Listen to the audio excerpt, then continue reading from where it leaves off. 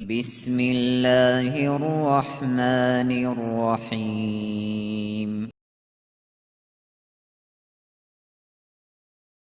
தீர்ப்பு நாள் வருவதற்கு முன்னாடி ஒரே ஒரு நாள் மீதம் இருந்தால் கூட அல்லாஹ் அந்த நாளை விரிவுபடுத்துவான். எதுவரை என்றால், அல்லாஹ் என்னுடைய சந்ததி ஒருவரை அனுப்பும் வரை. அல்லாஹ் ஒருவரை அனுப்புவான். அவர் என்னுடைய அஹ்லுல் பைத், என்னுடைய சந்ததி. அவருடைய பெயர் என்னுடைய பெயராக இருக்கும். அவருடைய தந்தையுடைய பெயர் என்னுடைய தந்தையுடைய பெயராக இருக்கும். சரி, இப்போ இந்த ஹதீஸை வச்சு பாத்தீங்கன்னா, மஹதி அலைஹிஸ்ஸலாம் அவருடைய பெயர் முஹம்மது, அவருடைய தந்தையுடைய பெயர் அப்துல்லா. எனவே மஹதுடைய பெயர் முஹம்மது இப்னு அப்துல்லா. அவருடைய பெயர் என்னுடைய பெயராக இருக்கும் அப்படின்னு சொல்லிட்டு அந்த ஹதீஸ் சொல்லுது. அவருடைய தந்தையுடைய பெயர் என்னுடைய தந்தையுடைய பெயராக இருக்கும். அவர் இந்த உலகத்தில் நீதியை நிலைநாட்டுவார். இந்த உலகம் அநீதியாலும் அனாச்சாரங்களிலாலும் நிறைந்திருக்கும் பொழுது அவர் நீதியை நிலைநாட்டுவார். சரி, இப்ப இந்த ஹதீஸ் அபுதாவுதுல இருக்கு. நான் இப்ப சொல்ல போற எல்லா ஹதீஸும் இப்னு ஹஜர், ஷேக் அல்பானி ரஹ்மத்துல்லா, இந்த ஆலிம்கள் எல்லாராலையும் சஹி, ஆதாரபூர்வமானது அப்படின்ட்டு இவங்க அறிவிச்சிருக்காங்க. சரி, இப்ப இந்த அபுதாவுதுல இருக்கிற இந்த ஹதீஸ்ல நபி ஸல்லல்லாஹு அலைஹி வஸல்லம் நமக்கு ஏகப்பட்ட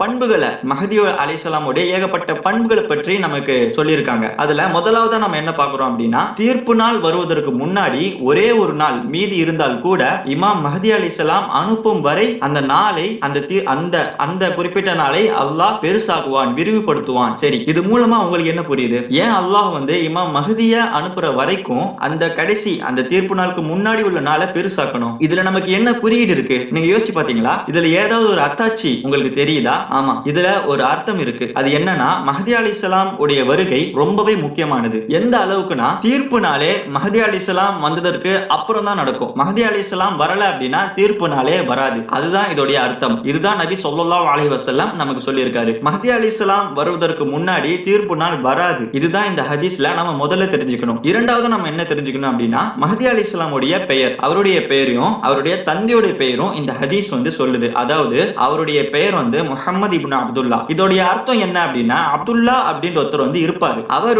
இந்த உலகத்துல வாழ்ந்துட்டு இருப்பாரு. அவருக்கு ஒரு பிள்ளை பிறக்கும். அந்த பிள்ளைக்கு அவர் முஹம்மது அப்படின்ற பெயரை வைப்பாரு. இதோடைய அர்த்தம் இதுதான். சில பேர் இருப்பாங்க, அவங்க ஒரு குறிப்பிட்ட வயதை அடைஞ்சிருப்பாங்க. ஒரு 20 இல்ல 40 வயது இருக்கும். அதன் பிறகு அது வரைக்கும் அவங்களுடைய பெயர் முஸ்தபா அப்படின்னு இருக்கும். அதன் பிறகு அவங்க முஹம்மது அப்படின்னு மாத்திக்கிட்டாங்க அப்படின்னா இதோடைய அர்த்தம் அது கிடையாது. அதாவது ஒருத்தர் பிறக்கும் போதே, அதாவது பிறந்த உடனே அவருக்கு தன்னுடைய பெற்றோர்கள் முஹம்மது அப்படின்ற பெயர் வச்சிருக்கணும். அதே மாதிரி அப்துல்லா அப்படிங்கிறது அந்த நபர் பிறந்த உடனே அவங்களுடைய பெற்றோர்கள் அப்துல்லா அப்படின்ற பெயர் வச்சிருக்கணும். இதை ஏன் நான் உங்களுக்கு சொல்றேன் அப்படின்னா, வரலாறு நீங்க புரட்டி பாத்தீங்க அப்படின்னா கிட்டத்தட்ட ஒரு 30 பேர் நான் தான் இமாம் மஹதி அப்படின்ட்டு சொல்லிட்டு தெரிஞ்சிட்டு இருந்தாங்க. இதுல ஜுஹைமான் அப்படின்ற ஒருத்தர் ஒரு நபரை கை காமிச்சு இவர் தான் மஹதி அலைஹிஸ்ஸலாம் அப்படின்ட்டு, இவர் தான் முஹம்மது இப்னு அப்துல்லா அப்படின்ட்டு சொன்னாரு. அது ஒரு பொய். ஏன் அப்படின்னா, இதற்கு முன்னாடியே அந்த ஜுஹைமான் ஏகப்பட்ட பேரை கை காமிச்சு இவர் தான் மஹதி அப்படின்னு சொல்லிட்டு சொல்லியிருக்காரு. அது மட்டும் இல்லாம அவர் கை காமிச்ச மஹதியை நிறைய பேர் பின்பற்றினாங்க. இதனாலதான் இது சொல்லப்படுது. அதாவது அந்த மஹதி அலைஹிஸ்ஸலாம் பிறப்பிலேயே அவருடைய பெயர் முஹம்மது அப்படின்ட்டு அவங்களுடைய பெற்றோர்கள் வச்சிருக்கணும். அதே மாதிரி அந்த அப்துல்லா அவருக்கும் பிறப்பிலேயே அந்த பெயர் வந்திருக்கணும். ஏன் அப்படின்னா, இந்த ஜுஹைமான் இருக்காரு, இவர் கை காமிச்ச மஹதிகள்ல பல மஹதிகள் பிறப்புல அவங்களுடைய பெயர் வேற ஒரு பெயரா இருக்கும். அதன் பிறகு ஒரு குறிப்பிட்ட வயசு அடைஞ்சதுக்கு அப்புறம் அவங்க முஹம்மது அப்படின்னு சொல்லிட்டு அவங்களோட பேர் மாத்திக்கிட்டாங்க. ஒரு புகழுக்காக வேண்டி, அவங்க ஃபேமஸ் ஆகணும், இதற்காக வேண்டி அவங்க வச்சிருப்பாங்க. அது எல்லாம் அல்லாஹ்வே அறிவான். ஆனா அவங்களுடைய பெயர் பிறப்பிலேயே முஹம்மது இப்னு அப்துல்லா அப்படின்ட்டு இருக்கணும். இதுதான் நம்ம இரண்டாவதா தெரிஞ்சுக்கணும். மூன்றாவதா என்ன அப்படின்னா, இமாம் மஹதியுடைய பரம்பரையை பற்றி நம்ம தெரிஞ்சுக்கணும். அவர் அஹ்லுல் பைத், அவர் குறைஷிகளுடைய பரம்பரையை சார்ந்தவரா இருக்கணும். குறிப்பா பனு ஹாஷிம் வழியா வந்திருக்கணும். அதே நேரத்துல முஹம்மது ஸல்லல்லாஹு அலைஹி வஸல்லம் அவருடைய வழியா வந்திருக்கணும். குறிப்பா அலி மற்றும் ஃபாத்திமா ரலியல்லாஹு அன்ஹா அவர்களுடைய பரம்பரையை சார்ந்தவரா, அவர்களோட வழியா அவர் வந்திருக்கணும். இதுதான் அஹ்லுல் பைத் அப்படின்னு சொல்லுவாங்க.